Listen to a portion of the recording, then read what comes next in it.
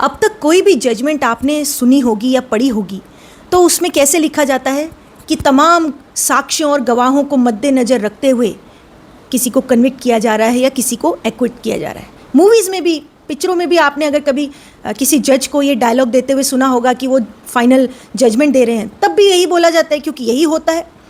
बोलते समय क्या बोला जाता है कि तमाम साक्ष्यों और गवाहों को मद्देनज़र रखते हुए ये सज़ा दी जा रही है या फिर इस व्यक्ति को छोड़ा जा रहा है। पिक्चरों में भी आपने यही डायलॉग सुना होगा।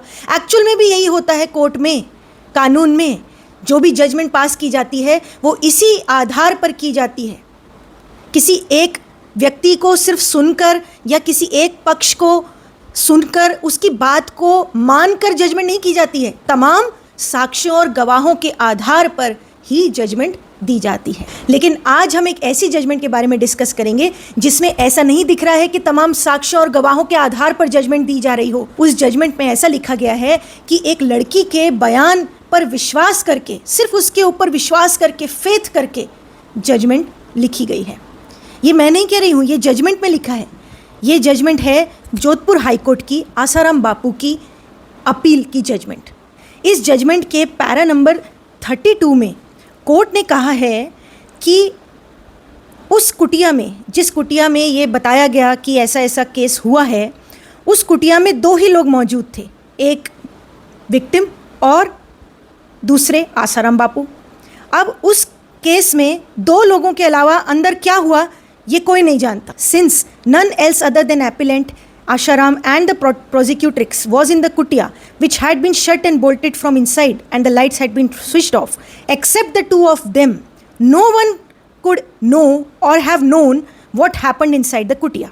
The version deposed to by the prosecutrix could not therefore be discarded or doubted for want of ocular corroborative evidence. मतलब जजमेंट में ये लिखा है कि उस कुटिया में इन 2 लोगों के अलावा और कोई तीसरा नहीं था। और फिर जजमेंट कह रही है कि इसीलिए देयरफॉर प्रोसिक्यूट्रिक्स यानी विक्टिम के वर्जन को हम डाउट नहीं कर सकते इस बात के लिए कि कोई और कोरोबरेटिव एविडेंस चाहिए, क्योंकि वहाँ उन 2 लोगों के अलावा तो कोई तीसरा था नहीं। तो इसीलिए विक्टिम पर फेथ करके, विक्टिम पर विश्वास करके कि विक्टिम झूठ क्यों बोलेगी, विक्टिम ने सच ही बोला होगा, विक्टिम पर फेथ करके ये जजमेंट पास की गई है। जबकि लॉ क्या कहता है? अब ऐसे केसेस में जिसमें कि रेप केस होता है, उसमें एक बात ये ठीक है कि विक्टिम के सोल टेस्टिमनी पर जजमेंट दी जा सकती है, कन्विक्शन बेस की जा सकती है। लेकिन वो सोल टेस्टिमनी इतनी क्रेडिबल होनी चाहिए, इतनी ट्रस्टवर्दी होनी चाहिए, इतनी कंसिस्टेंट होनी चाहिए। कंसिस्टेंट यानी कि शुरू से लेकर एंड तक वो बयान जो कि पर्टिकुलर रेप केस का, पर्टिकुलर इंसिडेंट का स्टेटमेंट है, वो स्टेटमेंट पे वो विक्टिम कंसिस्टेंट रही है शुरू से लास्ट तक, और उसके बाद से उसकी जो स्टेटमेंट है वो कहीं से भी शेकन नहीं हुई है, कहीं से भी उस पर डाउट करने की संभावना नहीं आ रही है, और बाकी सारे सर्कमस्टेंसेस भी ऐसे दिख रहे हैं कि ऐसा ही हुआ होगा। क्योंकि सोल टेस्टिमनी यानी कि सिर्फ अकेले एक लड़की के बयान पर किसी को कन्विक्ट कर देना, आजीवन कारावास दे देना, ये एक बहुत रिस्की काम है, क्योंकि कल को कोई भी किसी पर भी कोई भी इल्ज़ाम लगा सकता है। तो ऐसे में सुप्रीम कोर्ट ने इसीलिए कई सारी जजमेंट्स में कहा है कि ठीक है, सोल टेस्टिमनी पर हम किसी को कन्विक्ट कर सकते हैं, लेकिन वो टेस्टिमनी कैसी होनी चाहिए ये भी सुप्रीम कोर्ट ने हर एक जजमेंट में कहा है। यानी कि कंसिस्टेंसी, ट्रस्टवर्दीनेस, क्रेडिबल, और साथ में वो स्टेटमेंट प्रॉबेबल भी लगनी चाहिए। ऐसा नहीं होना चाहिए कि वो बिल्कुल ही इंसिडेंट इम्प्रॉबेबल लग रहा हो कि ह्यूमन कंडक्ट में ऐसा कभी हो ही नहीं सकता है। तो ये सारी चीज़ें भी ध्यान देने वाली होती हैं। अगर ये चीज़ें नहीं ध्यान दी तो अकेले सोल टेस्टिमनी पर नहीं कर सकते। इतनी खतरनाक चीज़ हमारे देश में नहीं हो सकती, ये सुप्रीम कोर्ट ने बोला हुआ है, बहुत सारी कैटन ऑफ जजमेंट्स में बोला है, और इसीलिए हर केस के फैक्ट्स के अनुसार इस टेस्ट को अप्लाई किया जाता है जो सुप्रीम कोर्ट ने कई जजमेंट्स में बोला हुआ है। अब इस जजमेंट में मैं जब उस टेस्ट को ढूंढ रही हूँ कि क्या उस टेस्ट को ठीक से अप्लाई किया गया है, कि जो विक्टिम का स्टेटमेंट है वो कितना क्रेडिबल है, क्या वो कंसिस्टेंट है, क्या वो कॉन्ट्रडिक्शंस, ओमिशंस से परे है, क्या वो प्रोबेबिलिटी शो कर रहा है या बिल्कुल ही इम्प्रॉबेबल है। अगर उस टेस्ट को अप्लाई कहीं किया गया है इस जजमेंट में, वो ढूंढा जाए, तो मुझे इस जजमेंट में वो ठीक से नहीं दिखा है कि उस टेस्ट को ठीक से अप्लाई किया गया हो और उसको ठीक से इसमें गैदर करके डिटेलिंग की गई हो। बल्कि इस जजमेंट में ऑनरेबल जोधपुर हाई कोर्ट ने विक्टिम की स्टेटमेंट पर इतना फेथ किया है कि उसके कॉन्ट्रडिक्शंस, ओमिशंस और जो भी उसके स्टेटमेंट्स में जो फ़र्क हैं उनको गौर नहीं किया है, उन पर डिटेल डिस्कशन किया ही नहीं है। एक तरफ तो ऑनरेबल हाई कोर्ट ने इसमें एक पैराग्राफ में फेथ के ऊपर बहुत लंबा एक लिखा है पैराग्राफ। आप एक तरह से कहिए कि फेथ के ऊपर एक निबंध ही टाइप का लिखा है, एक लेक्चर लिखा है कि faith is a powerful force. Para number 22 में लिखा है कि फेथ जो होता है वो कैसे किसी के इंसान के दिमाग को बंद कर देता है, इंटेलेक्चुअलिटी को बंद कर देता है और सिर्फ किसी पर विश्वास के आधार पर व्यक्ति चलने लगता है और अपनी सोच नहीं लगाता है। तो एक तरफ तो ऑनरेबल हाई कोर्ट ने फेथ के ऊपर इतना लिखा कि एक साधु संत पे इतना फेथ था इस विक्टिम फैमिली का, जिस फेथ की वजह से ये सारी घटना हुई। तो एक तरफ तो ऑनरेबल हाई कोर्ट ने इस फेथ को, इस श्रद्धा को, विश्वास को गलत बताया है कि ये गलत चीज़ है, फेथ इतना नहीं करना चाहिए। दूसरी तरफ ऑनरेबल हाई कोर्ट ने खुद इस जजमेंट में इतना फेथ विक्टिम पर दिखा दिया है। यानी एक तरफ तो आप कह रहे हो कि विक्टिम की फैमिली ने फेथ नहीं करना चाहिए था साधु पर, संत पर, किसी पर भी, लेकिन दूसरी तरफ ऑनरेबल हाई कोर्ट की इस जजमेंट ने विक्टिम पर इतना फेथ कर लिया है। जब आप फेथ को गलत बता रहे हो तो आपने भी विक्टिम पर इतना फेथ नहीं करना चाहिए। आपने भी क्या करना चाहिए, यानी जजमेंट ने भी क्या करना चाहिए, जजमेंट क्या होनी चाहिए कि किसी पर भी फेथ नहीं होना चाहिए, ना ही विक्टिम की तरफ ना ही एक्यूज की तरफ, दोनों तरफ ही फेथ नहीं होना चाहिए। होना क्या चाहिए, जो लीगल प्रिंसिपल्स हैं, जो लॉ है, जो एप्रिसिएशन ऑफ एविडेंस है, वो अप्लाई करना चाहिए। फेथ किसी पर भी नहीं करना चाहिए। जैसे इस जजमेंट में फेथ के बारे में लिखा है कि किसी साधु संत पर फेथ नहीं करना चाहिए अंधा, वैसे ही विक्टिम पर भी अंधा फेथ नहीं करना चाहिए, वैसे ही अक्यूज्ड पर भी अंधा फेथ नहीं करना चाहिए। जुडिशरी ने तो अपनी जजमेंट में, जजमेंट कैसी होनी चाहिए कि बिल्कुल अनबाइस्ड, किसी पर भी फेथ नहीं होना चाहिए। अगर कोई विक्टिम का स्टेटमेंट है भी तो उस विक्टिम के स्टेटमेंट को भी प्रॉपरली चारों तरफ से लीगल प्रिंसिपल्स, जो भी एस्पेक्ट्स हैं उसके तहत स्क्रूटनाइज करना चाहिए। स्क्रूटनी प्रॉपर तरीके से करनी चाहिए, क्योंकि अगर स्क्रूटनी नहीं की जाती है तो एक सोल टेस्टिमनी पर अगर किसी को कन्विक्शन की जा सकती है तो फिर तो बिना स्क्रूटनी के अगर की जा सकती है, फेथ के आधार पर ही अगर की जा सकती है, फिर तो ट्रायल की भी ज़रूरत नहीं है, फिर तो अपील की भी ज़रूरत नहीं है, हाई कोर्ट, सुप्रीम कोर्ट की भी ज़रूरत नहीं है। फिर तो कोई भी किसी पर भी स्टेटमेंट कह दे कि इस व्यक्ति ने मेरे साथ ऐसा ऐसा क्राइम किया है, तो उसके बाद से आप फेथ करके कि भाई वहाँ पर तो दो लोगों के अलावा और कोई था ही नहीं, विक्टिम और एक्यूज के अलावा कोई था ही नहीं, इसलिए विक्टिम पर ही विश्वास करना पड़ेगा, विक्टिम पर ही फेथ करना पड़ेगा। इसी आधार पर अगर करना है तो फिर तो ट्रायल की ज़रूरत ही नहीं, फिर तो एविडेंस एक्ट की ज़रूरत नहीं, फिर तो हाई कोर्ट में अपील में जाकर एप्रिसिएशन ऑफ एविडेंस करने की भी ज़रूरत नहीं, फिर तो सुप्रीम कोर्ट की भी ज़रूरत नहीं। फिर ज़रूरत ही क्या है, फिर तो कोई भी स्टेटमेंट कह दे और उसके बाद से डायरेक्टली कन्विक्शन कर दिया जाए। फिर इतना सालों तक ट्रायल गुजारना, फिर इतने सालों तक अपीलेट पीरियड गुजारना, वो सब की ज़रूरत ही नहीं ना। फिर ज़रूरत क्यों है, क्यों बनाया गया एविडेंस एक्ट, क्यों ये जुडिशरी, क्यों ये प्रॉपर प्रोसीजर लॉ का बनाया गया, ताकि कोई भी किसी को झूठा ना फंसा सके, ताकि कोई भी अपराधी बच ना सके लेकिन कोई निर्दोष फंस भी ना सके। ये जुडिशियल प्रिंसिपल है कि अगर कोई अपराधी छूटे नहीं, ये ध्यान रखना है, तो ये भी ध्यान रखना है कि कोई निर्दोष फंसे नहीं। अगर बिना जुडिशियल प्रिंसिपल्स को अप्लाई किए हुए इस तरह की जजमेंट आने लगेगी कि किसी भी विक्टिम पर इस वजह से फेथ कर लिया जाए कि वहाँ पे तो भगवान के अलावा और कोई जानता नहीं था, भगवान आ नहीं सकते गवाही देने, सिर्फ विक्टिम और एक्यूज हैं, और एक्यूज तो एक्यूज है इसलिए उसकी नहीं सुनी जानी चाहिए, तो कौन किसकी सुनेंगे, सिर्फ विक्टिम की सुनेंगे, क्योंकि विक्टिम पर फेथ करना ही पड़ेगा, क्योंकि वहाँ पर और कोई था नहीं। अब जब वहाँ पे कोई नहीं था, इसीलिए तो कोर्ट बनाई गई है, इसीलिए तो ये जुडिशियल प्रिंसिपल्स बनाए गए हैं, इसीलिए तो चीफ क्रॉस एग्जामिनेशन बनाए गए हैं, इसीलिए तो एविडेंस एक्ट बनाया गया है, इसीलिए तो ये स्क्रूटनाइज करने के लिए अपील की स्टेज बनाई गई है कि फिर से सारे एविडेंस को अप्रिशिएट किया जाए कि कहाँ कहाँ पे डिस्क्रिपेंसीज हैं, कहाँ कहाँ पे शंका करने की जगह आ रही है, कहाँ कहाँ पे दिख रहा है कि ये बिल्कुल प्रोबेबल नहीं है, कहाँ कहाँ पर दिख रहा है कि आफ्टर कंडक्ट विक्टिम का क्या है, विक्टिम का कंडक्ट पहले कैसा था। सारी चीज़ों को, सारे सर्कमस्टेंसेस को, सारे एविडेंस को अप्रिशिएट करके ही फिर जजमेंट दी जाती है। यही पूरी जुडिशरी का प्रिंसिपल है। अगर ये ही फॉलो नहीं होगा तो फिर क्या, कैसे किसी भी जजमेंट को हम एनालाइज ही कैसे करें। क्योंकि इस जजमेंट में अगर विक्टिम के ऊपर फेथ करके जजमेंट दी गई है कि विक्टिम पर क्यों ना विश्वास किया जाए, अगर इसी आधार पर दी गई है तो कैसे इस जजमेंट का एनालिसिस भी हम कर पाएँ। एनालिसिस तभी किया जा सकता है जब जजमेंट में हर एक एस्पेक्ट को, जो कि ट्रायल कोर्ट ने हर एक एविडेंस के बारे में, जैसे ट्रायल कोर्ट ने तो फिर भी मोर देन 400 पेजेस की जजमेंट दी थी, उसमें बहुत सारे एस्पेक्ट्स पर ट्रायल कोर्ट ने अपनी फाइंडिंग्स दी थी, तो हम वहाँ पर कह पाए कि हाँ ये फाइंडिंग सही नहीं है, ये फाइंडिंग गलत है, इस पर जो कोर्ट ने एप्रिसिएशन एविडेंस का किया है वो गलत किया, और इसीलिए हाई कोर्ट अपील में भी गए थे इसमें आसाराम बापू। लेकिन अब हाई कोर्ट ने जो इस जजमेंट में, देखिए हम जजमेंट को क्रिटिसाइज कर सकते हैं, जज को क्रिटिसाइज नहीं कर सकते, करना भी नहीं चाहिए, लेकिन जजमेंट को क्रिटिसाइज करने का देश में राइट है, तो हम जजमेंट को क्रिटिसाइज कर रहे हैं। और क्योंकि ये जजमेंट फिर से सुप्रीम कोर्ट में भी इसका स्क्रूटनाइज होगा, तो अब अगर बात करते हैं कि इस जजमेंट को अगर मैं चीर-फाड़ करने की कोशिश करूं भी कि क्या कहाँ पर क्या गलत हुआ है या क्या फाइंडिंग्स में क्या कमी है, तो वो मैं तभी कर पाऊँ जब हर एक एविडेंस को एप्रिसिएशन किया हो और उसमें कोई ना कोई फाइंडिंग रीजनिंग दी गई हो।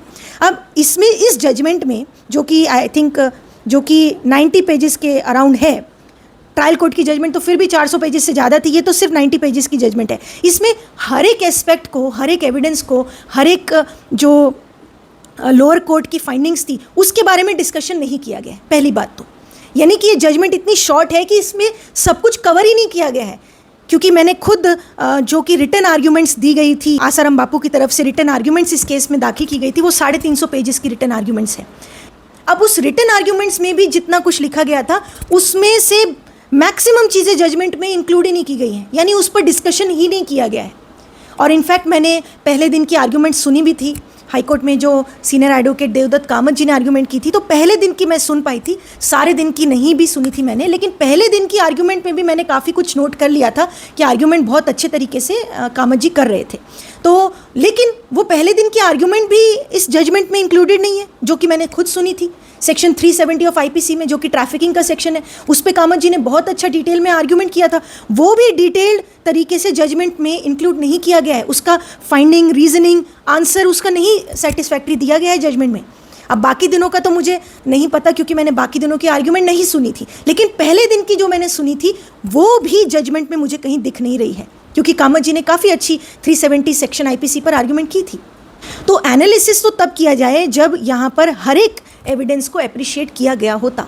और अपील का मतलब ही ये होता है। अपील का मतलब क्या होता है? हाईकोर्ट में जब कोई कन्विक्शन को चैलेंज किया जाता है अपील में, तो अपील में हर एक एविडेंस को फिर से खोला जाता है कि सारे एविडेंस को, जो कि ट्रायल कोर्ट के सामने एविडेंस थे, वो सारे के सारे एविडेंस फिर से खोले जाएँ और फिर से उन सभी एविडेंस का, चाहे वो ऑक्यूलर एविडेंस हो यानी ओरल एविडेंस, या फिर डॉक्यूमेंट्री एविडेंस हो, या फिर सर्कमस्टेंशियल एविडेंस हो, उन सब के सब एविडेंस का फिर से अप्रिसिएशन करना होता है। लेकिन वो इस जजमेंट में नहीं दिख रहा है। हालांकि कुछ 2-4 डिस्क्रिपेंसीज, 2-4 जो एविडेंस के बारे में अप्रिसिएशन किया है इस जजमेंट में, उस पर मैं बात कर लेती हूँ। लेकिन इतनी बात ज़रूर है कि मैक्सिमम एविडेंस को डिस्कस नहीं किया गया है। इवन जो कि कॉन्स्पिरेसी के एंगल्स को डिस्कस करना चाहिए था, प्रोबेबिलिटी के एंगल्स को डिस्कस करना चाहिए था, जो कि पहले वीडियो में मैंने यहाँ पे आप चैनल पे जाके देख सकते हैं, जो कि उस पर डिस्कस मैंने पहले भी किया था कि प्रोबेबिलिटी इस केस में बिल्कुल नहीं दिख रही है, डिस्क्रिपेंसीज बहुत ज़्यादा हैं। वो डिस्कशन नहीं हुआ है इस जजमेंट में।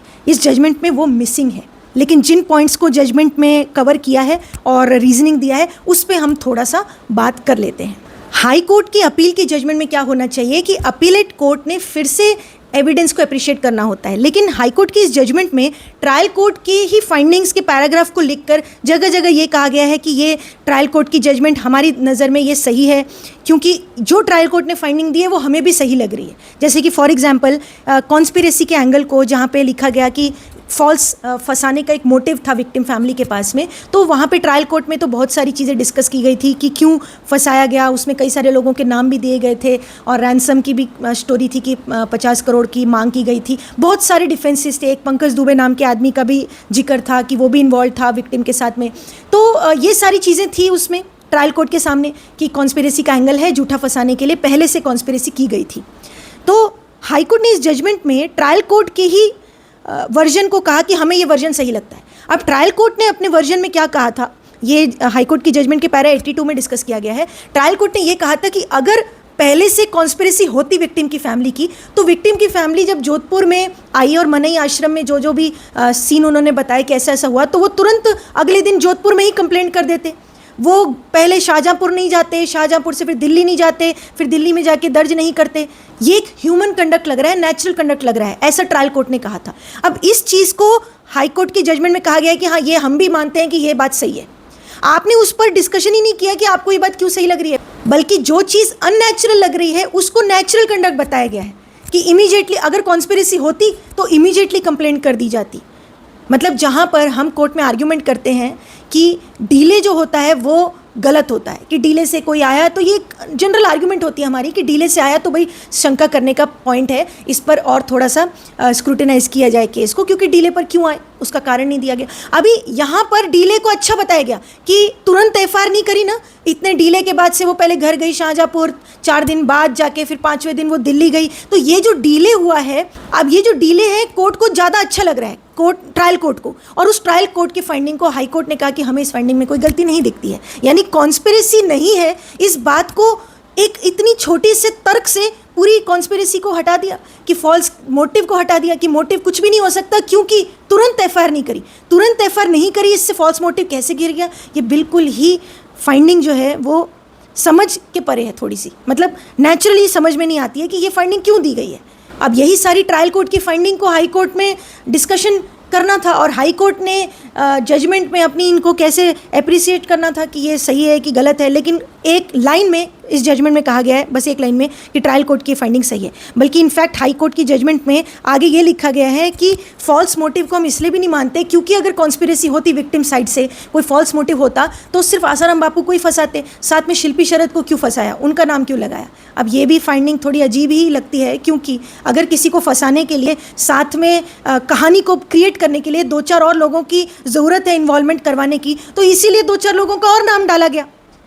अब ये रीज़न कैसे हो सकता है कि और 2 लोगों का नाम डाला है, उन 2 लोगों से तो दुश्मनी नहीं थी, तो उन 2 लोगों का नाम क्यों डाल दिया। इस दृष्टि से ये फॉल्स मोटिव नहीं है, ऐसा जजमेंट में लिखा है। तो ये भी तर्क बिल्कुल ही अजीब सा तर्क लगता है, और इसका कोई सेटिस्फैक्ट्री आंसर नहीं है कि भाई शिल्पी और शरद से कोई दुश्मनी नहीं थी तो उनका नाम क्यों डाला गया। ऑब्वियसली वो घटनाक्रम को बनाने के लिए विक्टिम ऐसा कर सकते हैं, कोई किसी को अगर किसी को झूठा फंसाना है तो स्टोरी क्रिएट करने के लिए ऐसा किया जा सकता है। ये बल्कि नेचुरल कंडक्ट है, ये बल्कि ह्यूमन कंडक्ट होता है। लेकिन कोर्ट जजमेंट में इस चीज़ को लिखा गया है, फॉल्स मोटिव को काटने के लिए तर्क लिखा गया है। अब अगर बात करते हैं कि प्रोबेबिलिटी वाले एंगल्स की, कि ये प्रोबेबल कैसे था, जो भी केस बताया गया विक्टिम फैमिली की तरफ से कि कुटिया में 1-1.5 घंटे तक, अराउंड 1.5 आवर्स तक वो घटना बताई है विक्टिम ने कि ऐसा ऐसा उसके साथ हुआ, और मदर जो कि विक्टिम की मदर है वो बिल्कुल बाहर ही बैठी थी। अब इस प्रोबेबिलिटी के एंगल को डिस्कस ही नहीं किया गया है। अगर थोड़ा बहुत प्रोबेबिलिटी, और भी बहुत सारी इम्प्रोबेबिलिटीज़ थी इस केस में जो कि दिखाती हैं कि ऐसा पॉसिबल ही नहीं है, जो भी पूरा घटनाक्रम है। आप अगर पूरा केस घटनाक्रम का जानना चाहते हो तो मैं नीचे पुरानी वीडियो का लिंक लगा देती हूँ, जो कि हमने इस केस के बारे में डिस्कस किया था कि जो भी केस की घटनाक्रम है वो कितनी इम्प्रोबेबल है। अब इम्प्रोबेबिलिटी के एंगल को कहीं कोर्ट ने अच्छे से डिस्कस इसलिए नहीं किया, कोर्ट ने एक आंसर, यानी इस जजमेंट में एक आंसर जगह जगह दिया गया है। वो ये दिया गया है क्योंकि आसाराम बापू एक गॉडमैन है, एक साधु, एक संत हैं, एक बड़े संत हैं, इसीलिए वहाँ पर कोई शंका का सवाल ही नहीं है। क्योंकि वो एक गॉडमैन है, एक साधु है, एक संत है, इसीलिए वहाँ पर आंखें बंदी होती हैं, विश्वास होता ही है। कोई माँ बाहर बैठी हो तो उसको कोई मतलब नहीं कि उसकी बेटी अंदर उसके साथ क्या हो रहा है। बिल्कुल 1.5 घंटे तक माँ बाहर बैठी है, बेटी चाहे अंदर चिल्ला रही है या फिर बेटी के साथ गलत हो रहा है तो कोई फ़र्क नहीं पड़ता, कोई प्रश्न नहीं करेगा। यहाँ पर जजमेंट भी कह रही है कि हम भी प्रश्न नहीं करेंगे। क्यों? क्योंकि वो तो संत हैं, वो तो साधु हैं, उन पर कोई शंका का सवाल खड़ा नहीं हो सकता था, क्योंकि जो विक्टिम फैमिली है वो डिवोटीज थे। यानी अगर कोई साधु संत या गॉडमैन है तो उसके लिए लॉ अलग हो जाएगा, उसके लिए एप्रिसिएशन ऑफ एविडेंस अलग तरीके से होगा। उसके लिए ये नहीं देखा जाएगा कि ह्यूमन कंडक्ट क्या होता है, प्रोबेबल कंडक्ट क्या होता है, एक नेचुरल कोर्स ऑफ कंडक्ट में कैसे समझा जा सकता है क्राइम सीन को, कैसे क्राइम को माना जा सकता है कि ऐसा हो भी सकता है क्या, एक नेचुरल कंडक्ट किसी को समझ में आ सकता है क्या। ये चीज़ें गॉडमैन के लिए, ये चीज़ें कोई साधु संत के लिए अप्लाई नहीं होंगी, ये फिर पहले से ही बता देना चाहिए। फिर तो साधु संतों के लिए कॉन्स्टिट्यूशन भी अलग बना देना चाहिए, क्योंकि कॉन्स्टिट्यूशन में तो ये नहीं लिखा है कि साधु संतों के लिए अलग लॉ होगा। कॉन्स्टिट्यूशन में तो लिखा है इक्वालिटी बिफोर लॉ, हर एक व्यक्ति के लिए लॉ सेम होगा। अगर हर एक व्यक्ति के लिए लॉ सेम होगा तो कोई चाहे वो साधु हो, संत हो, जज हो, पुलिस हो, वकील हो, डॉक्टर हो, कोई भी प्रोफेशन हो, हर व्यक्ति के लिए, चाहे वो गरीब हो, अमीर हो, छोटा हो, बड़ा हो, हर व्यक्ति के लिए कॉन्स्टिट्यूशन कह रहा है कि लॉ सेम होगा। और लॉ सेम होगा तो एप्रिसिएशन ऑफ एविडेंस भी सेम होगा। फिर अगर आप डिस्क्रिपेंसीज देखोगे, प्रोबेबिलिटी का एंगल देखोगे, ह्यूमन कंडक्ट देखोगे, सर्कमस्टेंसेस देखोगे, तो हर एक के लिए सेम ही देखोगे ना। अगर साधु संतों के लिए अलग एंगल से देखना है तो फिर उनका कॉन्स्टिट्यूशन भी अलग बना दो, उनका कानून भी अलग बना दो। जैसे कई धर्मों में कानून अलग बना हुआ है कुछ केसेस के लिए, वैसे इसमें भी अलग बना दो। उनके लिए पहले से बता देते कि भाई अलग कानून चलेगा। लेकिन जब जजमेंट कह रही है कि उनके लिए हम ये अपना माइंड अप्लाई नहीं करेंगे, क्योंकि वहाँ पर जो साधु हैं, जो संत हैं, उस पर अंधा विश्वास माँ बाप का था कि वो माँ बाप पूछ भी नहीं रहे कि बेटी के साथ अंदर 1.5 घंटे तक क्या हो रहा है। क्यों इतना अंधा विश्वास? किसने कहा कि बेटी के ऊपर आप डाउट ही मत करो, 1.5 घंटे तक वो अंदर है? अच्छा, वो रूम कुटिया में विक्टिम 1.5 घंटे तक अंदर थी, उसके स्टेटमेंट में ये भी है कि वो चिल्लाई, उसके बाद से उसको मुंह बंद कर लिया गया, उसके बाद से उसको धमका दिया गया, ऐसे एलिगेशंस है। लेकिन जब फर्स्ट टाइम चिल्लाई तब वो चिल्लाना माँ को नहीं सुनाई दिया, माँ बाहर ही बैठी है और रात का समय की ये घटना बताई गई है। और रात के समय, जिस समय के सब सो रहे हैं, कोई और है नहीं वहाँ पे, कोई भी नहीं है, सब सो रहे हैं इतनी शांति के माहौल में, वो भी दूर गांव में फार्म हाउस में, तो हल्की सी भी आवाज़ बाहर आ जाती है तो चिल्लाने की आवाज़ क्यों नहीं बाहर आई? और इनफैक्ट केस के फैक्ट्स ये भी बताते हैं कि लड़की जो विक्टिम है उसने बाहर आने के बाद से अपनी मदर को ये कहा कि बापू अच्छे इंसान नहीं है। अब इतना कहने के बाद से भी मदर को शक नहीं हुआ, माँ को शक नहीं हो रहा कि 1.5 घंटे तक वो अंदर रह के आई, आने के बाद से वो कह रही बापू सही नहीं है, तो भी शक क्यों नहीं हुआ? ये सारी चीज़ों पे जजमेंट पर डिस्कशन ही नहीं है। और अगले दिन फिर जब विक्टिम की फैमिली जा रही थी तो जो फार्म हाउस का मालिक और बेटा है वो कह रहे हैं कि विक्टिम जो बड़ी खुश थी, वो तो बच्चों के साथ खेल रही थी और सुबह नाश्ता भी बनवा के गए, साथ में खा के गए और फिर घर चले गए, सब कुछ नॉर्मल कंडक्ट हो रहा है। और फिर घर जाने के बाद से 5 दिन तक कोई कंप्लेंट नहीं, जबकि माँ को विक्टिम ने बता दिया है कि बापू अच्छे नहीं है, तो भी कोई कंप्लेंट नहीं। अब इसके लिए कोर्ट कह रही है कि ये नेचुरल कंडक्ट है, यानी जजमेंट में ये कहा है कि ये नेचुरल कंडक्ट है, बल्कि ये अननेचुरल है, ये नेचुरल नहीं है, ये अननेचुरल है। हाँ, ऐसा केस होता कि माँ बाप होते ही नहीं साथ में, तब ये नेचुरल हो सकता था कि हाँ एक विक्टिम को समय लगता है हिम्मत करेज लाने में, पेरेंट्स को बताने में, जो कि यहाँ कहा गया है कि एक हिम्मत लगती है विक्टिम को सोच के आगे बढ़ने में। यहाँ पे तो विक्टिम ने बता दिया था ना माँ को कि बापू अच्छे नहीं है, तो यहाँ पे वो केस डिफरेंट है। तो हर केस को उसके फैक्ट्स के अनुसार देखा जाना चाहिए। यहाँ पे जजमेंट ने, जो हाईकोर्ट के जजमेंट में विक्टिम के उन केसेस को जिक्र किया गया है जिन केसेस में कहा गया है सुप्रीम कोर्ट के द्वारा कि विक्टिम को समय लगता है, करेज लगता है सामने आने में, ये सब जजमेंट में लिखा गया है। लेकिन वो हर केस के सर्कमस्टेंसेस और फैक्ट्स के अनुसार कितना अप्लाई होता है, कितना अप्लाई नहीं होता, ये भी तो देखना होता है। लेकिन जजमेंट में डायरेक्टली उस चीज़ को लिख दिया गया है, लेकिन इस केस में कैसे अप्लाई हो रहा है ये तो नहीं डिस्कस किया गया। अब अननेचुरल कंडक्ट की अगर बात करें, प्रोबेबिलिटी के एंगल की अगर बात करें, तो उसमें और भी चीज़ें हैं कि जैसे कि चलो जोधपुर में कंप्लेंट नहीं किया, घर चले गए फैमिली, अपने घर उनका कहाँ था? शाहजहाँपुर में। अब शाहजहाँपुर जो कि उनका होम टाउन है, वहाँ पर 4-5 दिन बाद पेरेंट्स को पता चल गया, तो वहाँ पर ही क्यों नहीं कंप्लेंट दर्ज करा दी? उसके लिए दिल्ली क्यों गए? और दिल्ली क्या बोल के गए हैं? स्टेटमेंट ये बता रहा है, मतलब फैक्ट्स, जजमेंट में जो फैक्ट्स आए हैं वो ये कह रहे हैं कि पेरेंट्स ने ये कहा कि हम दिल्ली इसलिए गए क्योंकि आसाराम बापू दिल्ली में उनका सत्संग था, तो हम उनको काउंटर करने गए, उनसे बोलने, पूछने कि क्यों तुमने किया मेरी बेटी के साथ। एक तरफ तो वो दिखा रहे हैं कि वो बहुत बड़े आदमी हैं, हम डरे हुए थे, दूसरी तरफ वो कह रहे हैं कि हम तो उनसे काउंटर करने जाएंगे, पूछने जाएंगे कि क्यों किया ऐसा। अच्छा, दिल्ली पहुंचने के बाद भी फैक्ट से बता रहे हैं कि दिल्ली पहुंचने के बाद उनको दिखा सत्संग नहीं चल रहा है, तो किसी से पूछताछ नहीं की मिलने की या फिर बात करने की, सीधा जाके फिर कंप्लेंट दर्ज कर दी कमला नेहरू पुलिस स्टेशन में। अब अगर कंप्लेंट ही दर्ज डायरेक्टली करनी थी तो शाहजहाँपुर में क्यों नहीं कर दी? ये पूरा स्टोरी क्रम क्यों बनाया? तो बहुत सारे एंगल्स हैं, ये एक नहीं दो नहीं, ऐसे बहुत सारे एंगल्स हैं जो कि दिखाते हैं कि इम्प्रॉबेबिलिटी दिख रही है, अननेचुरल कंडक्ट दिख रहा है, जो कि ह्यूमन कंडक्ट नेचुरल कोर्स में नहीं होता है, उसको बहुत अच्छे से जजमेंट में डिस्कस नहीं किया गया है। इनफैक्ट बहुत सारे पॉइंट्स तो डिस्कस ही नहीं किए गए जो मैं आपको यहाँ पर बता रही हूँ। अब आते हैं बात कॉन्ट्रडिक्शन और ओमिशंस पर, जो कि मैंने स्टार्टिंग में आपको बताया कि अपीलेट कोर्ट में अपील की जो कोर्ट होती है वहाँ पर सारे एविडेंस को कैसे अप्रिशिएट किया जाता है, डिस्क्रिपेंसीज को देखा जाता है, कॉन्ट्रडिक्शंस को देखा जाता है, ओमिशंस को देखा जाता है। कॉन्ट्रडिक्शंस क्या होते हैं कि अगर कोई जो पहले का बयान विक्टिम का जो कई स्टेजेस पर बयान होते हैं ना, जैसे कि 161 का स्टेटमेंट होता है पुलिस के सामने, फिर मजिस्ट्रेट के सामने 164 का स्टेटमेंट होता है, फिर फाइनली जाके कोर्ट में चीफ का स्टेटमेंट होता है, फिर क्रॉस एग्जामिनेशन होती है, ऐसे वेरियस स्टेजेस पर स्टेटमेंट होता है। तो इन स्टेटमेंट्स में कॉन्ट्रडिक्शन यानी कि फ़र्क अगर होता है, और वो फ़र्क छोटा मोटा नहीं, हाँ ये होता है कि मटीरियल फैक्ट पे अगर कॉन्ट्रडिक्शंस है तो वो मटीरियल कॉन्ट्रडिक्शन माना जाता है। एक होता है ओमिशंस।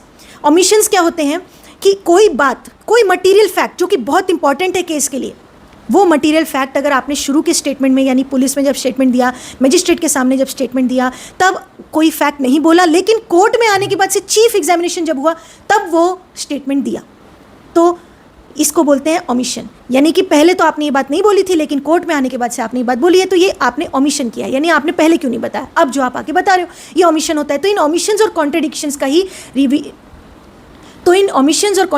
को ही डिस्क्रिपेंसीज कहा जाता है, और इन्हीं डिस्क्रिपेंसीज को एपिलेट कोर्ट ने गौर करना होता है। फिर से ट्रायल कोर्ट ने तो देखना ही होता है, लेकिन ट्रायल कोर्ट ने अगर नहीं अप्रिशिएट किया है तो एपिलेट स्टेज पे हाई कोर्ट ने देखना होता है। अब इस जजमेंट में अगर मैं देखूं तो जजमेंट में कोर्ट ने, यानी इस जजमेंट में अगर मैं देखूं तो जजमेंट में एक लिस्ट लगाई गई है जो कि डिफेंस की तरफ से डिस्क्रिपेंसीज बताई गई थी, यानी कॉन्ट्रडिक्शंस और ओमिशंस। लेकिन डिस्कशन की जहाँ पे बारी आई कि जहाँ पर इन डिस्क्रिपेंसीज को डिस्कस किया जाए, वहाँ पर सारे डिस्क्रिपेंसीज को, सारे कॉन्ट्रडिक्शंस और ओमिशंस जो कि बहुत सारे थे, मैं खुद इसलिए जानती हूँ क्योंकि मैंने रिटन आर्ग्यूमेंट्स पढ़े हैं, जो रिटन आर्ग्यूमेंट्स इस केस में आसाराम बापू की तरफ से फाइल हुए हैं, और जो एक्चुअल में भी कॉन्ट्रडिक्शंस और ओमिशंस थे ट्रायल कोर्ट की जजमेंट में, जो कि कई बार हमने भी अपनी वीडियोज़ में डिस्कस किए हैं, वो सारे इस जजमेंट में मुझे नहीं दिख रहे हैं। वो डिस्कशन, वो फाइंडिंग्स, वो रीजनिंग नहीं डिस्कस हुए हैं, और कुछ हाँ 2-4 डिस्क्रिपेंसीज पे डिस्कशन हुआ है। अब अगर 2-4 डिस्क्रिपेंसीज पे डिस्कस हुआ भी है तो वो भी सेटिस्फैक्ट्री नहीं है। जैसे कि फॉर एग्जांपल मैं आपको एक बहुत बड़ा ओमिशन बताती हूँ। ओमिशन के बारे में मैंने आपको पहले ही समझा दिया कि ओमिशन क्या होता है, कि शुरू के स्टेटमेंट में वो मटीरियल फैक्ट नहीं है, लेकिन बाद के स्टेटमेंट में आया फर्स्ट टाइम, उसको ओमिशन बोलते हैं। अब ये ओमिशंस छोटे मोटे हों तो ठीक है, मैं भी कहती हूँ एज ए प्रैक्टिसिंग लॉयर कि छोटे मोटे ओमिशंस नहीं कंसिडर किए जाते, लेकिन अगर बहुत बड़ा मटीरियल ओमिशन हो तो वो कंसिडर करना बहुत ज़रूरी हो, खास करके ऐसे केस में जिसमें कि सोल टेस्टिमनी, यानी अकेले एक विक्टिम के स्टेटमेंट पर किसी को आजीवन कारावास किया जा सके। ऐसे केसेस में सुप्रीम कोर्ट ने खुद कैटन ऑफ जजमेंट्स में कहा है कि ऐसे केसेस में अच्छे से ओमिशंस और कॉन्ट्रडिक्शंस और डिस्क्रिपेंसीज को देखना चाहिए, क्योंकि कहीं ऐसा ना हो कि किसी के झूठा कह देने से किसी की पूरी ज़िंदगी जेल में बीते। इसीलिए सुप्रीम कोर्ट ने कहा बहुत ही केयरफुली, बहुत ही ध्यान से ऐसे केसेस में ओमिशंस और कॉन्ट्रडिक्शंस को देखना है। अब यहाँ पर इस जजमेंट में एक ओमिशन को हाई कोर्ट ने डिस्कस किया है, वो एक मटीरियल ओमिशन है, लेकिन हाई कोर्ट ने उसको मटीरियल ओमिशन नहीं माना है। वो मटीरियल ओमिशन ये है कि विक्टिम की शुरुआती स्टेटमेंट्स में, यानी शुरू में उसने एनजीओ को भी एक स्टेटमेंट दिया, एक पुलिस में स्टेटमेंट दिया जो हैंड रिटन उसने दिया था दिल्ली में, उसके बाद से उसका 161 का स्टेटमेंट हुआ जो कि पुलिस के सामने बयान होता है, फिर उसके बाद से मजिस्ट्रेट के सामने 164 का स्टेटमेंट हुआ। इन सारे ही स्टेटमेंट में, यानी कोर्ट में पेश होने से पहले, कोर्ट में चीफ एग्जामिनेशन होने से पहले के जो ये सारे स्टेटमेंट्स थे, इन सभी स्टेटमेंट्स में जो पर्टिकुलरली रेप का एलिगेशन है, जिस रेप के एलिगेशन में सेक्शन 376F में कन्विक्शन हुई है, आज हाई कोर्ट ने जिस कन्विक्शन को 376F के कन्विक्शन को अपहेल्ड किया है, वो पर्टिकुलर रेप का एलिगेशन इन शुरुआती स्टेटमेंट्स में क्लियर नहीं था। ये हाई कोर्ट ने नोट किया है। पैरा नंबर 43 है जजमेंट का, वो मैं क्लियरली यहाँ पे वर्ड्स पढ़ नहीं सकती हूँ बिकॉज वो नहीं पढ़े जाने चाहिए, लेकिन पैरा नंबर 43 में वो डिस्कस किया गया है इस जजमेंट का। जिन लोगों के पास जजमेंट है वो देख सकते हैं। अब इस जजमेंट में ये डिस्कस किया गया है कि यस, शुरुआती स्टेटमेंट्स में ये जो पर्टिकुलरली रेप का एलिगेशन था वो नहीं था, वो मिसिंग था, वो विक्टिम ने बोला ही नहीं था। फर्स्ट टाइम चीफ एग्जामिनेशन, यानी कि जज के सामने जब ट्रायल शुरू हुआ, चीफ एग्जामिनेशन होता है उस समय जब क्रॉस होने वाली होती है, तब चीफ एग्जामिनेशन होता है ट्रायल के समय, उस समय विक्टिम ने वो पर्टिकुलरली रेप का एलिगेशन बोला है, जिस रेप एलिगेशन पर सज़ा हुई है। यानी शुरू के स्टेटमेंट्स में वो नहीं, क्लियरली नहीं बोला था। अब हाई कोर्ट के इस जजमेंट में कहा गया कि ये जो ओमिशन है, इस ओमिशन को हाई कोर्ट ने उतना मटीरियल नहीं माना। हाई कोर्ट ने इसमें कुछ फाइंडिंग दी है कि जो विक्टिम है उसकी एज कम थी, वो नहीं समझ पा रही होगी या फिर वो डरी होगी, जो बहुत सारे अपने ही रीज़न दे दिए हैं हाई कोर्ट ने विक्टिम को बिलीव करने के लिए। फेथ दिख रहा है, जो फेथ को हाई कोर्ट ने गलत कहा है कि फेथ नहीं करना चाहिए साधु संत पे, फेथ नहीं करना चाहिए था विक्टिम फैमिली को, आसाराम बापू पे, उस वही फेथ हाई कोर्ट की जजमेंट में विक्टिम के ऊपर है। क्योंकि इतना बड़ा मटीरियल ओमिशन कि जो शुरू की स्टेटमेंट्स में रेप का पर्टिकुलर एलिगेशन नहीं है, वो आगे सब्सिक्वेंटली जाके चीफ में बोला गया है, तो ये बहुत बड़ा मटीरियल ओमिशन है। लेकिन इसको मटीरियल नहीं माना है हाई कोर्ट में। और क्यों नहीं माना है, वो रीजनिंग उन्होंने दिया है, उस पर्टिकुलर एक्ट को अपनी तरीके से एक्सप्लेनेशन दिया है। अब ये फैक्ट सुप्रीम कोर्ट में सबसे पहले डिस्कस होना चाहिए, क्योंकि ये एक बहुत बड़ा मटीरियल ओमिशन है जो कि सुप्रीम कोर्ट ने अब अप्रिशिएट करना चाहिए। और अगर सुप्रीम कोर्ट इस फैक्ट को, इस मटीरियल ओमिशन को मटीरियल नहीं मानती है, तो ये बहुत ही आश्चर्य वाली बात होगी। क्योंकि इस हाईकोर्ट की जजमेंट को पढ़ के मुझे ही आश्चर्य हो रहा है और किसी को भी आश्चर्य होगा, क्योंकि कल को ऐसे बहुत सारे फिर केसेस होने लगेंगे जिसमें कि विक्टिम के ऊपर सिर्फ फेथ करके, यानी विक्टिम ने कह दिया तो उसको मानना ही पड़ेगा, चाहे वो ओमिशंस हो, कॉन्ट्रडिक्शंस हो, डिस्क्रिपेंसीज हो, प्रोबेबल ना हो।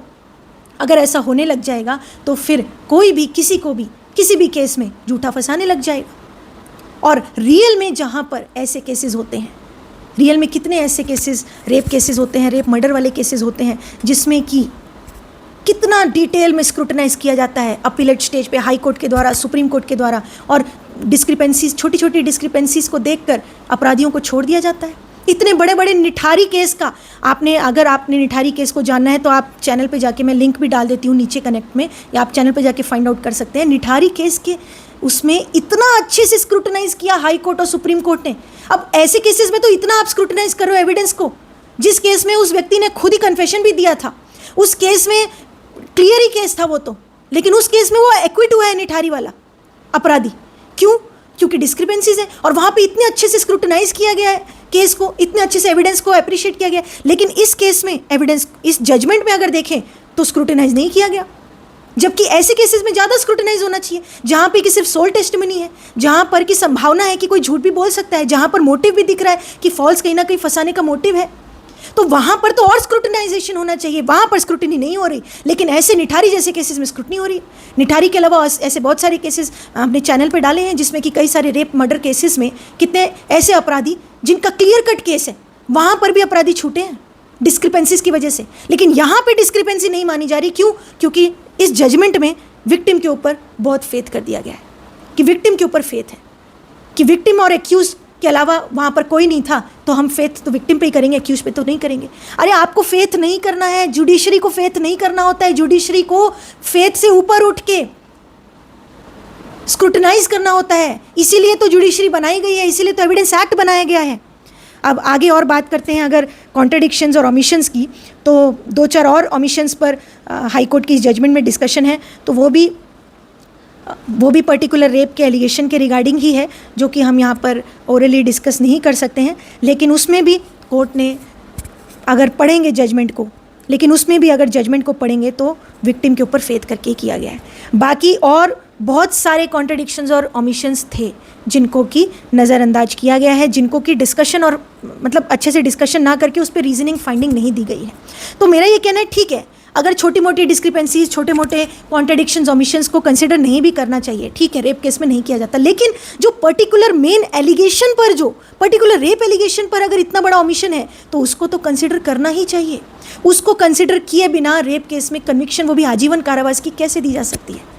अब एक और सवाल आता है जो कि बहुत ही क्रूशल है, कि इस जजमेंट में शरद और शिल्पी को एक्विट कर दिया गया है, और शरद और शिल्पी 2 एक्यूज के अलावा 2 और एक्यूज थे, प्रकाश और शिवा। प्रकाश रसोईया था, शिवा वो कड़ी है जो कि अब ये चारों की एक कड़ी थी। यानी ये जो 4 एक्यूज इस केस में थे, आसाराम बापू को अकेले डायरेक्टली एलिगेशन नहीं लगाया गया था, पूरी एक चेन बनाई गई थी। वो चेन कैसे बनाई गई थी कि जो विक्टिम है वो छिंदवाड़ा के गुरुकुल में पढ़ती थी, वहाँ पर उसको चक्कर आ गया था, और भूत प्रेत की जो कहानी विक्टिम ने बताई है, उस कहानी में चेन कैसे बनाई गई कि शिल्पी और शरद ने पेरेंट्स को बुलाया था कि आपकी बेटी की तबीयत ख़राब है, इसको बापू के पास लेके जाओ।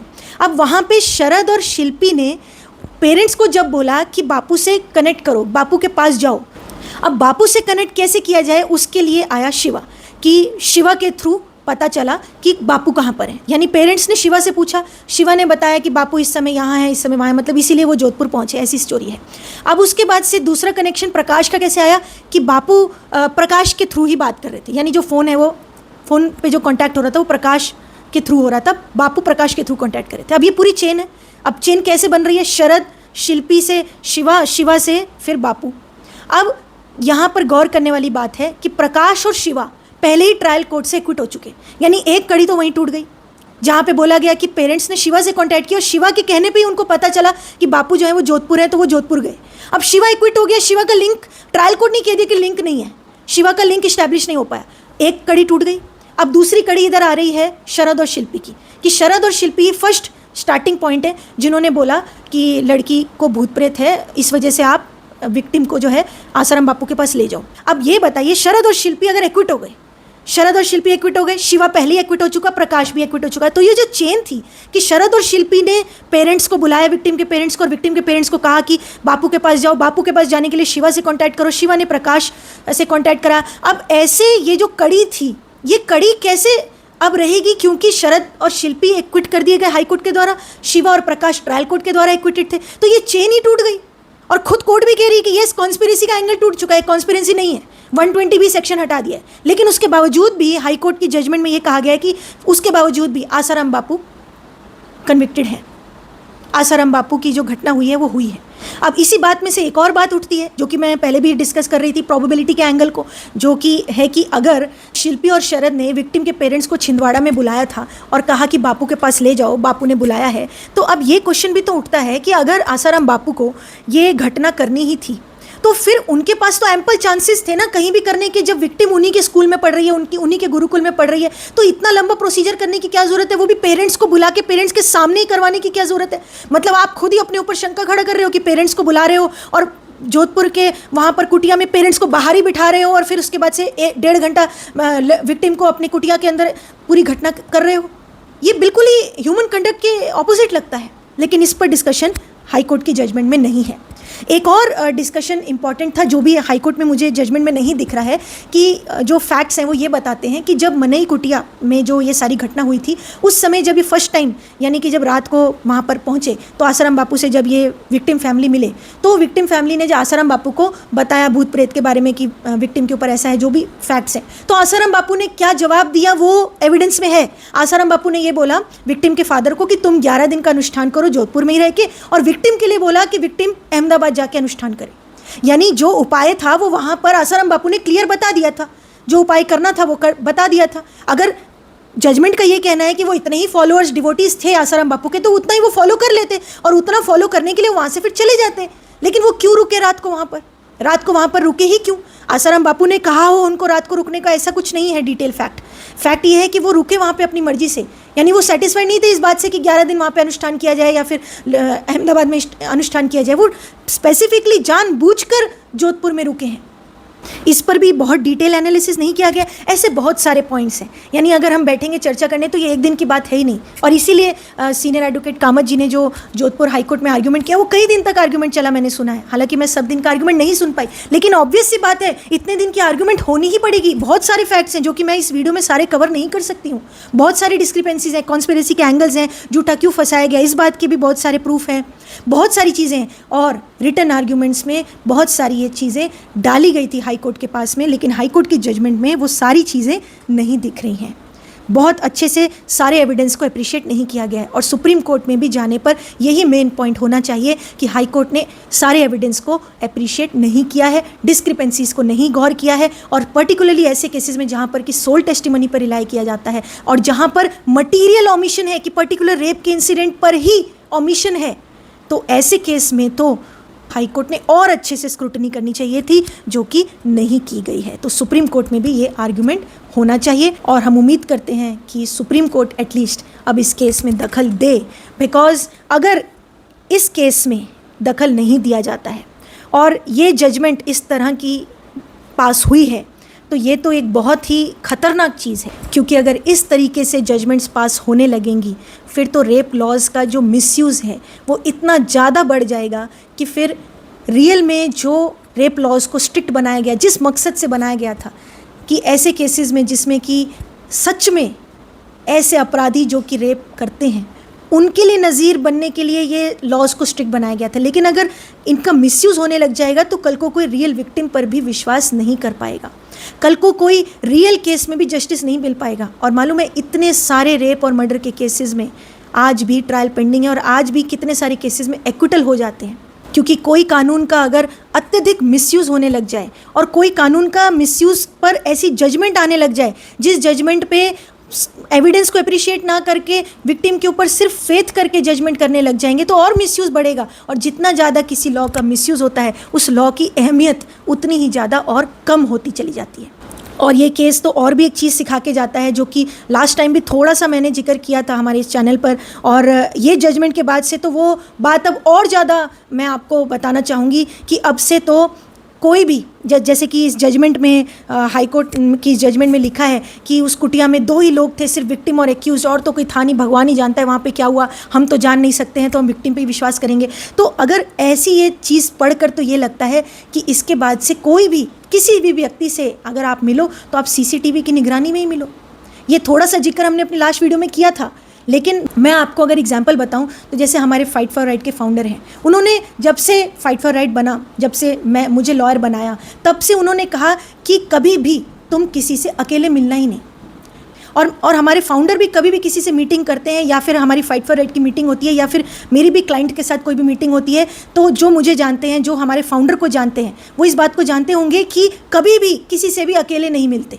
कोई ना कोई हमारे फाइट फॉर राइट का मेंबर ज़रूर होता है, CCTV की निगरानी में ज़रूर होते हैं। और हम जहाँ हमारा ऑफिस है वहाँ पे 14 CCTV हैं। लोग पूछते हैं कि इतने CCTV आपने क्यों लगाए हैं? अब उनको ये आंसर मिल जाएगा कि कोई भी किसी पर कोई भी कभी भी झूठा आरोप लगा सकता है। तब ये जजमेंट यही ऐसी जजमेंट आ जाएगी तो क्या होगा? जो जजमेंट कहेगी कि वहाँ पर तो इन 2 के अलावा कोई नहीं था, तो कम से कम वहाँ पर CCTV तो होगा ये कहने के लिए कि नहीं, ये नहीं हुआ था, ऐसा हुआ था।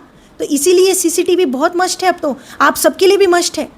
एक बार तो मुझे याद है कि एक मीटिंग थी फाइट फॉर राइट की, और हमारे फाउंडर ने वो मीटिंग कैंसिल कर दी इस वजह से कि फाइट फॉर राइट का कोई मेंबर उस समय उनके साथ मौजूद नहीं था, तो उन्होंने मीटिंग ही कैंसिल कर दी। उन्होंने कहा कि उन्होंने मुझे भी कहा, कीर्ति तुम भी कभी भी कोई भी मीटिंग नहीं करना अकेले, अपना कोई मेंबर साथ में हो, अपना कोई जूनियर साथ में हो, फाइट फॉर राइट का मेंबर साथ में हो, तभी मीटिंग करना।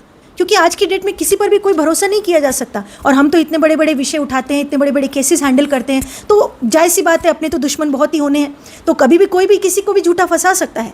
और ये हमें बात पहले से समझ आ गई थी, लेकिन इस जजमेंट के बाद से आप सबको भी समझ आ जानी चाहिए, और ख़ास करके साधु संत और जो भी बड़े लोग हैं वो तो खास करके CCTV निगरानी में ही रहना चाहिए, या फिर कोई ना कोई थर्ड पर्सन को साथ रखकर ही आप किसी से मिलिए। आज यहाँ पर ये मनई कुटिया में CCTV होता तो आसाराम बापू कह सकते थे कि CCTV था वहाँ पे, तीसरा CCTV से पूछ लो, क्योंकि जजमेंट तो कह रही है कि हम तो विक्टिम या एक्यूज में से विक्टिम की मानेंगे, क्योंकि तीसरा तो कोई था नहीं, तीसरा वहाँ CCTV होता तो शायद ये नौबत ही ना आती। और आजकल तो ज़माना इतना एडवांस्ड हो गया है कि इतनी फैसिलिटीज़ आ गई हैं कि CCTV ऑडियो वाला भी आ गया है, मोबाइल पे भी आप रिकॉर्डिंग कर सकते हैं अपनी कोई भी मीटिंग्स की, यानी वो अब ज़रूरी, अब समय आ गया है। मतलब इसमें ये अब शंका की बात नहीं है, अब तो समय आ गया, और ये जजमेंट कह रही है कि उस चीज़ को फॉलो करो, कि आप हर एक मीटिंग को रिकॉर्ड करो, आप CCTV की निगरानी में ही मीटिंग करो, या आप अपने 2 आदमियों को साथ में रख के किसी से बात करो, क्योंकि समय, ये जजमेंट ऐसा बता रहा है कि अब समय आ गया है, अलर्ट हो जाओ। जितने भी बड़े लोग हैं या जितने भी साधु संत हैं, खास करके साधु संतों को तो मेरी एडवाइस ये रहेगी कि आप CCTV की निगरानी में ही रहो हमेशा। और जो लोग CCTV को ऑब्जेक्ट करते हैं, या जो लोग रिकॉर्डिंग को ऑब्जेक्ट करते हैं, समझ लेना कि उन्होंने कुछ ना कुछ गलत करना है, या आगे चल के कुछ ना कुछ गलत उनका मोटिव है। क्योंकि अगर कोई सच्चे मोटिव का है, अगर किसी के मन में कोई खोट नहीं है, तो उसको वीडियो रिकॉर्डिंग से क्या ही दिक्कत होगी, CCTV से क्या दिक्कत होगी, बल्कि उसको तो अच्छा होगा कि भाई उसकी अच्छाई जो है वो रिकॉर्ड हो रही है। लेकिन अगर किसी की गलत नीयत होगी, वही टोकेगा कि CCTV मत करो चालू, क्योंकि अगर उसका गलत मोटिव है तो फिर वो CCTV से पूरा नहीं हो पाएगा। तो इसीलिए आखिर में हमारी तो बस ये एडवाइस है कि आप जो भी साधु संत हैं, या फिर बड़े पद पर हैं, या फिर कोई भी बड़े पद पर ना भी हों, आजकल तो बहुत सारे ऐसे केसेस सामने आते हैं जिसमें कि कोई बड़े पद पर नहीं है तो भी ऑफिस में, स्कूल में, कहीं पर भी आजकल कोई भी इस तरह का लॉ का मिसयूज़ कर सकता है, और इस जजमेंट के बाद से तो और ज़्यादा मिसयूज़ होगा। तो ये हर एक के लिए एडवाइस है कि CCTV में रहें, आप मीटिंग करें तो किसी न किसी को साथ रख के करें। और अंत में इतना ही कहना चाहेंगे कि ये जो हाई कोर्ट की जजमेंट है, होप सो कि ऑनरेबल सुप्रीम कोर्ट इस जजमेंट को ठीक से स्क्रूटनाइज करे। और बहुत सारे केसेस में ऐसा होता है कि हाई कोर्ट की जजमेंट्स इस तरीके से गलत आ जाती हैं, और सुप्रीम कोर्ट से फिर वो सेट असाइड होती हैं। So hope so honourable supreme court से ये जजमेंट चैलेंज हो और सेट असाइड हो जाए।